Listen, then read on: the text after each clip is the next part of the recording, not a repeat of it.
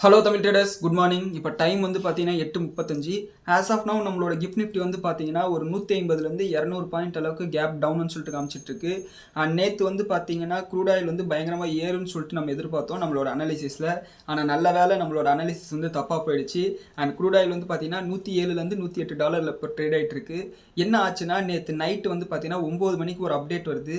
பாகிஸ்தானில் உட்காந்து துருக்கி, சவுதி, அப்புறம் பாகிஸ்தான், ஓமன் நாடு இவங்க 4 பேரும் சேர்ந்து ஈரான் கூட பேச்சுவார்த்தை நடத்தியிருக்காங்க. இந்த பேச்சுவார்த்தை முடிவில் வந்து பார்த்தீங்கன்னா இவங்க 4 பேர் சேர்ந்து ஒரு கன்சார்டியம் ஃபார்ம் பண்ண போகிறாங்களாம்.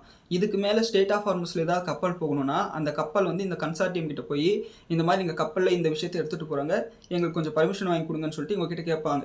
இந்த கன்சார்டியம் வந்து ஈரான் கிட்ட போய் இந்த மாதிரி இந்த கப்பல் வருது, இந்த பொருளெல்லாம் இதில் போகுதுன்னு சொல்லிட்டு பர்மிஷன் வாங்கி கொடுப்பாங்க.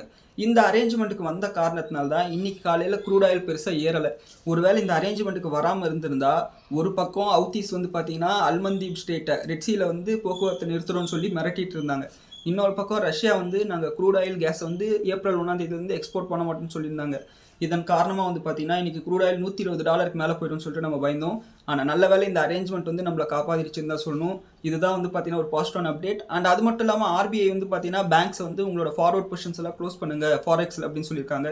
அண்ட் அதனால் இன்றைக்கி காலையில் வந்து பார்த்தீங்கன்னா ருப்பியில் வந்து ஒரு அப்ரிஷியேஷன் வரதுக்கு வாய்ப்பு இருக்குது. அதனால் கோல்டு ப்ரைஸஸும் ஐடி ஸ்டாக்ஸும் வந்து பார்த்தீங்கன்னா ப்ரெஷர் வரதுக்கு வாய்ப்பு இருக்குது. ஸோ அதில் இன்வெஸ்ட் பண்ணியிருக்கவங்க கொஞ்சம் பேனிக் ஆகாமல் இருங்க. இதுதான் இன்றைக்கான ப்ரீ மார்க்கெட் ரிப்போர்ட். மேற்கொண்டு ஏதாவது அப்டேட் இருந்துச்சுன்னா நம்மளோட வாட்ஸ்அப் சேனலை நான் அப்டேட் பண்ணுறேன்.